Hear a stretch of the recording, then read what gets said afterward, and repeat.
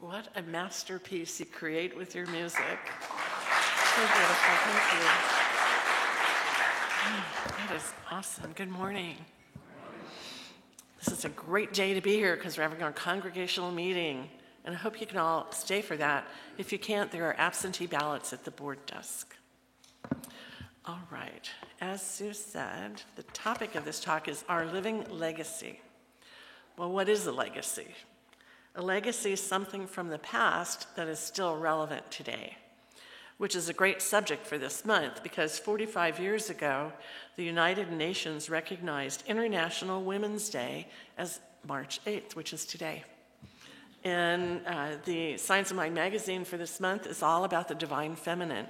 Really great articles in here, even one by Terry Cole Whitaker. It's always good. Women's Month. You know, we all have the fullness of the masculine and the feminine in us. And it's been clearly proven men are not from Mars and women are not from Venus.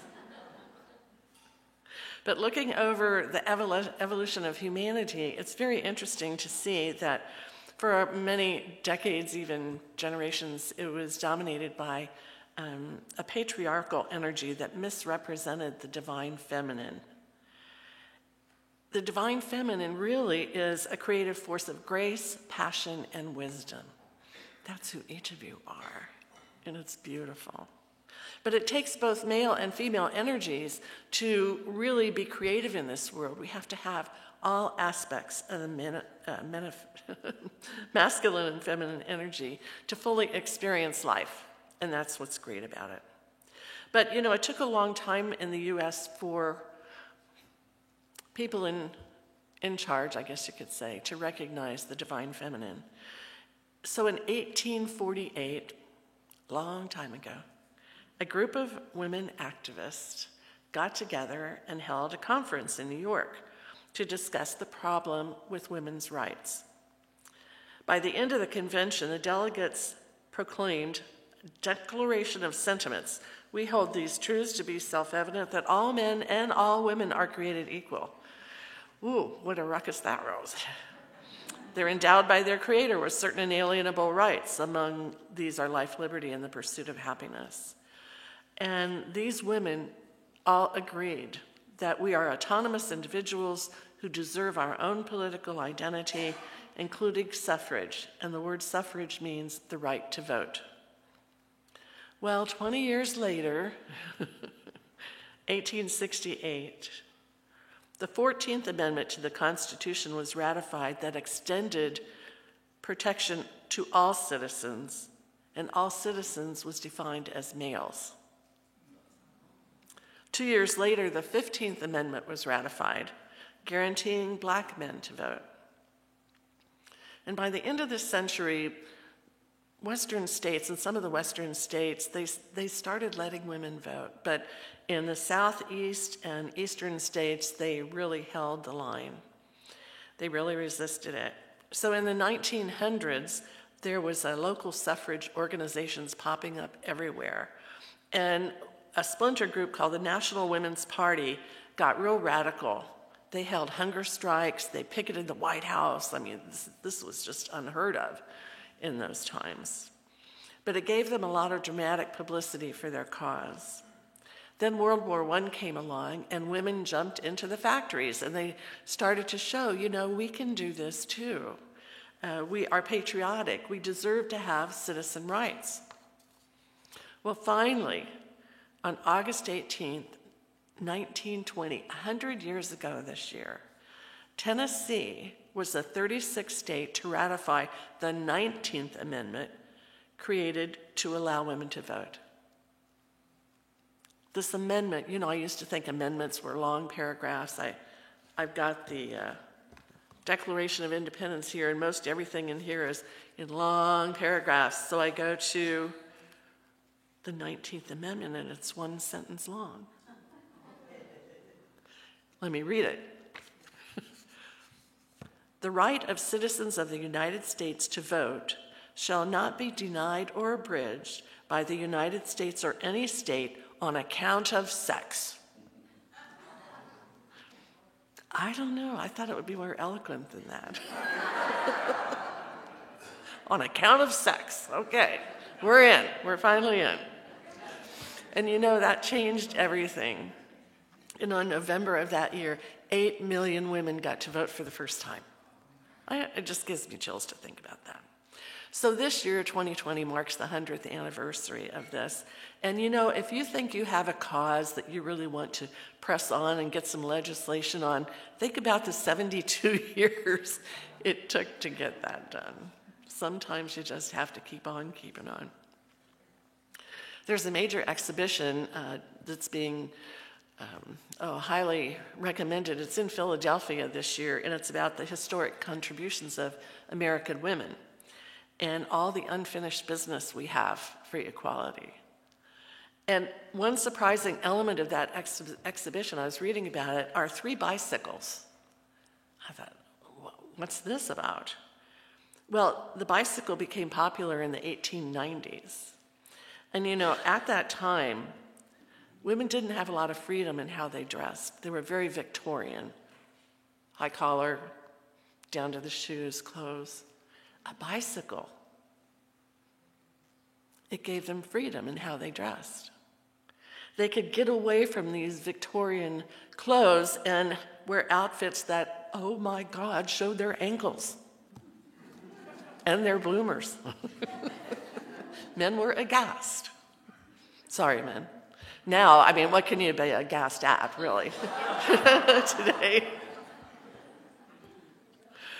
There was an article in Atlantic Magazine called How the Bicycle Paved the Way for Women's Rights. Here's a little piece of that. Imagine what it would have felt like in the age when American women were still decades from the right to vote and inundated with men's opinions about their ankles. For a woman to go outside and hop on her bicycle and ride as fast as she could, leaving the rest of the world behind, where will she go? I just think that's so sweet. Susan B. Anthony said, bicycles have done more to emancipate women than anything else in the world. So I'm going to ride my bicycle this afternoon in honor of women's rights. I have a really cool bicycle. It's called a Townie, and the color is Raspberry Fizz. And so I wear a pink sweatshirt on my Raspberry Fizz bike, and you'd be surprised at, wow, that's amazing.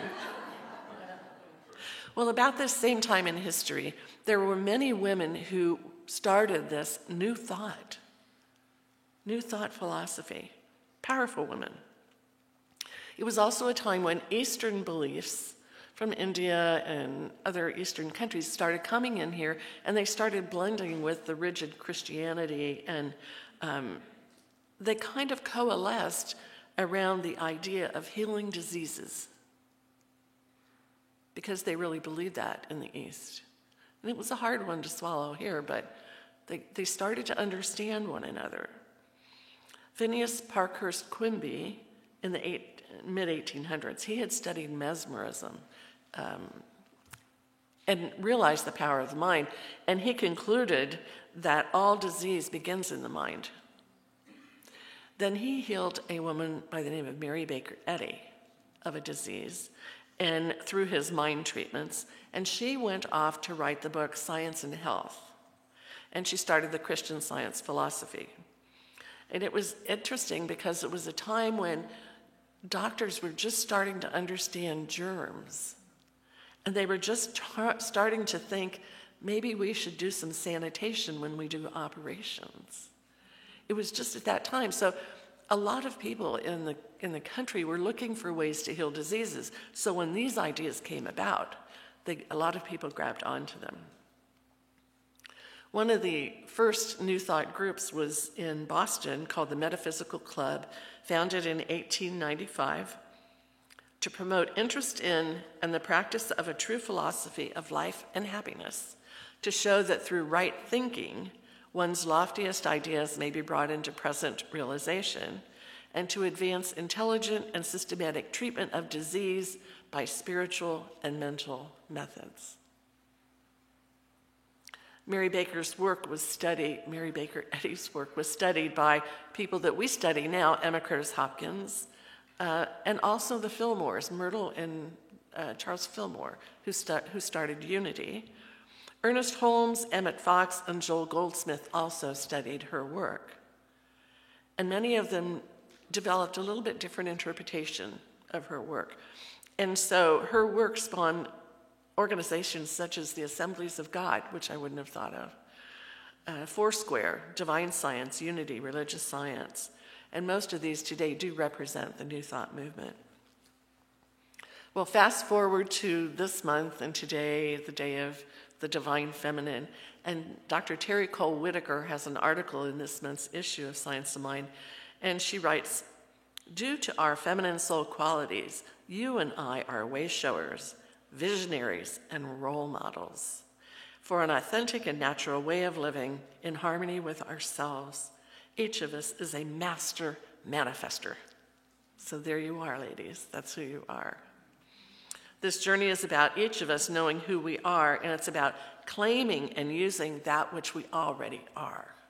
Don't have to go out and take another class. Don't have to ride a bicycle. You can do it all just with what you know today. So, thinking of the Divine Feminine, I was looking through my books and came upon one by Myrtle Fillmore. It was a book of letters she wrote to people. And in one of them, she was writing a letter to a woman who was very distressed about the conditions in the world. I don't know, it might apply today, do you think? Here's what she wrote back.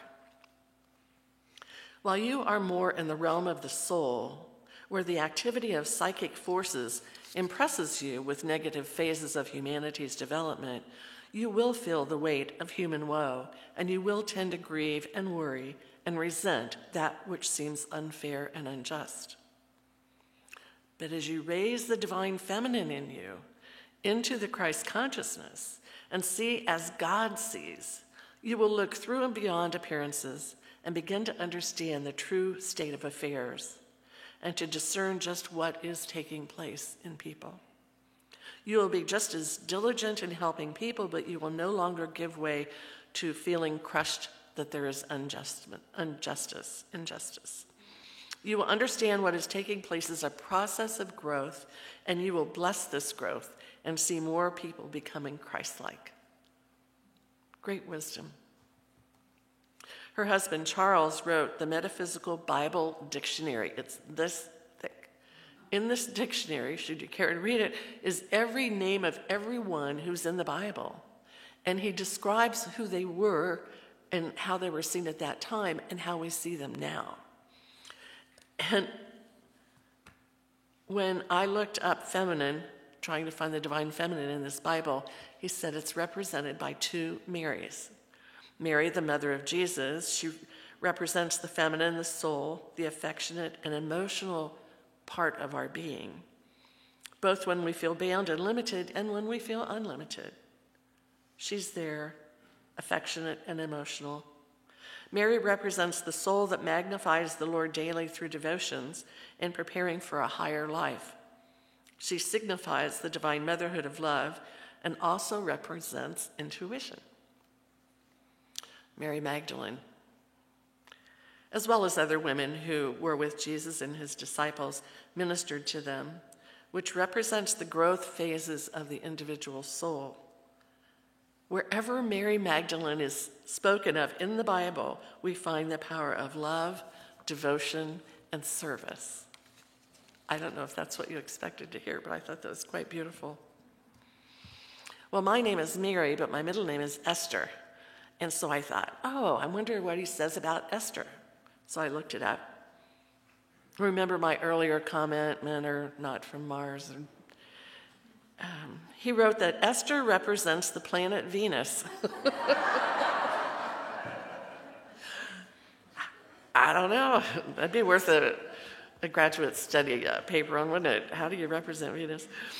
He wrote that Esther represents Venus, happiness and good fortune. Esther became the queen of the king of Persia, and with her cousin, they were instrumental in saving many, many Jewish people in Persia. She represents dissolving the power of spiritual love as an antidote for any dictatorial will that's around her. It's very interesting. So let's look at the legacy of this center, this building, this place that you come to and you love so much. A few years ago, I started going through every file in the building, finding the history of this center, and I put it in a book, History of Center for Spiritual Living, 1971 to 2014. And it's got pictures and all kinds of stuff that we did. It's just a great reference, and it's fun to read for some of us, I suppose. But it's a wonderful legacy of the center. And Dr. James and Dr. Andrea were the main ministers here during all that time. Not initially, but during most of that time. And their legacy is the ministers that they taught. And that includes Reverend Sue, myself, Reverend Kay, Reverend Pam, and Reverend Sharon, and many, many, many more practitioners. And we feel we're part of their living legacy because we still deeply respect and love them. Another living legacy is the organization we're affiliated with, which used to be called International Centers for Spiritual Living, now just Centers for Spiritual Living. And I recently attended their annual conference. It's the 10th anniversary of the merger of International Centers and United Centers that split during the 50s. Good story. I won't share it with you but why that happened, but they came back together. And the legacy of all this is just a beautiful understanding. The title of the convention was Legacy and Vision 2020. In the back at the board desk, you will find a few copies of this, very colorful. It's 2019, the year in review.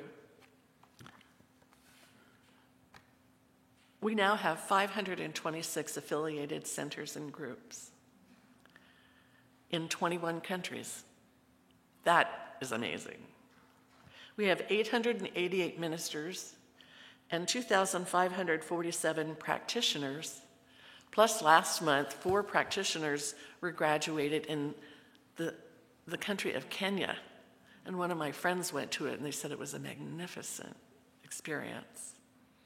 We have a global services department that really started with Canada and the Ukraine, thanks to Reverend Barbara. But now the Global Services has translated 35 of our textbooks into 12 languages.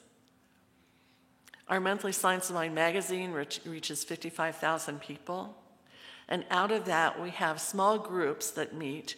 And each week, Home Office sends, based on one article in the magazine that month, they send a list of discussion questions.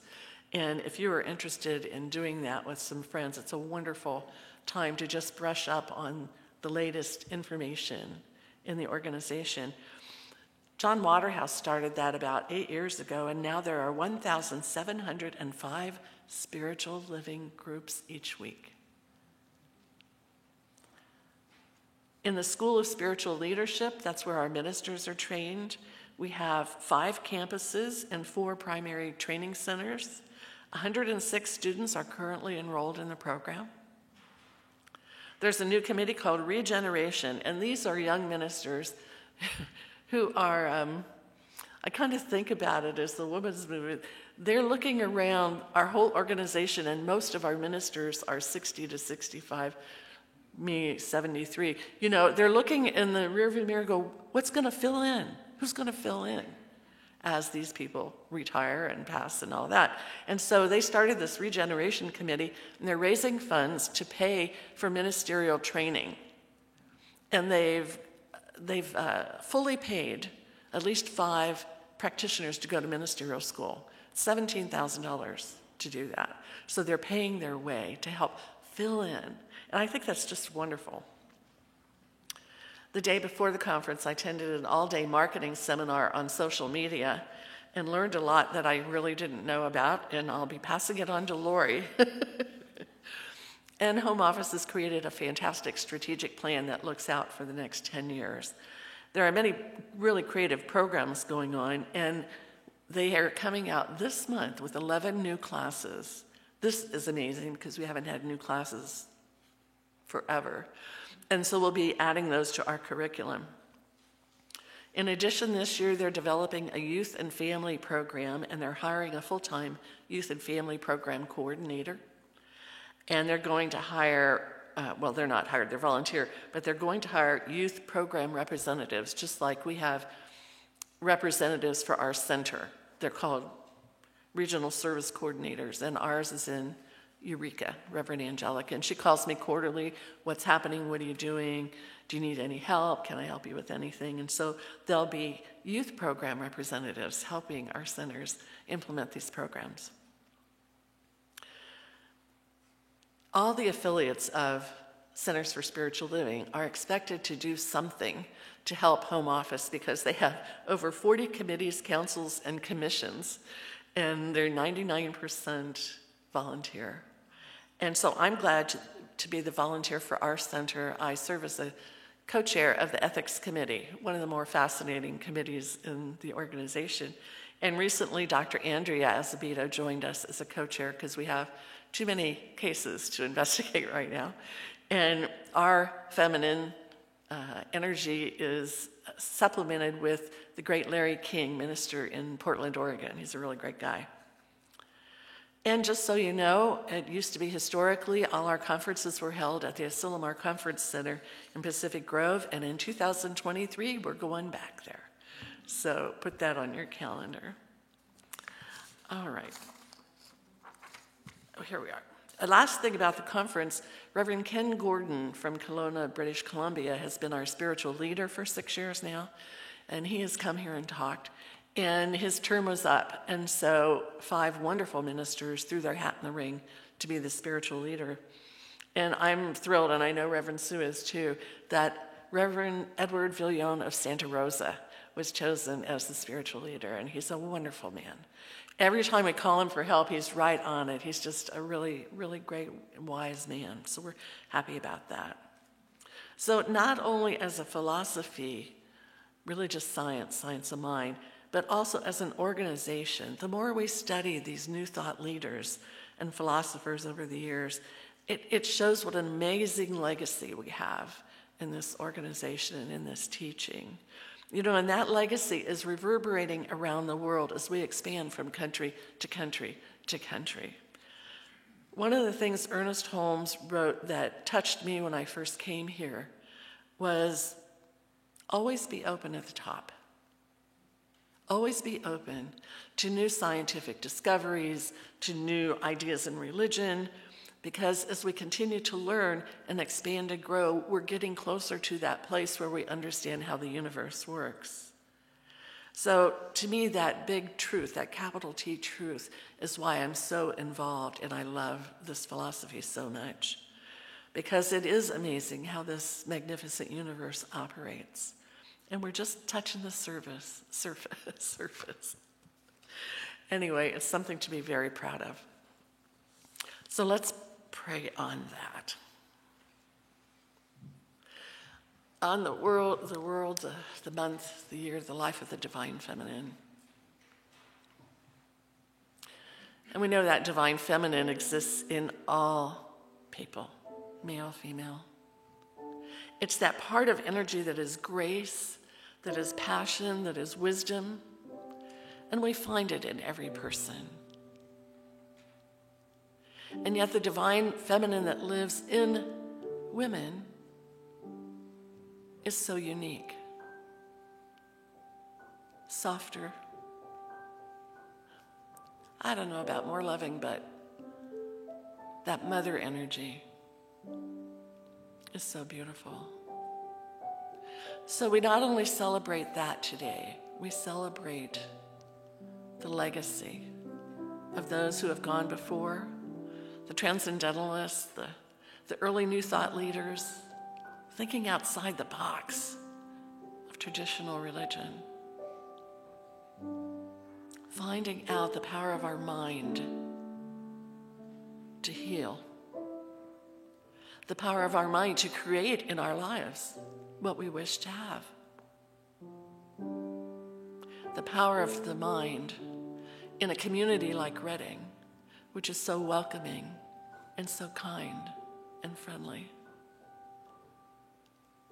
So we study those people and their words and their experiences, and then we come here to share in community, share our experiences, expand on what we know.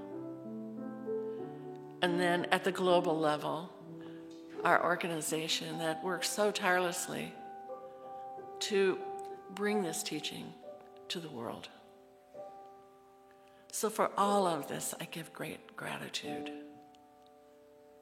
It's just sometimes so mind-bending what it takes over time to get where we are now. So thank you, God. Thank you for all of this.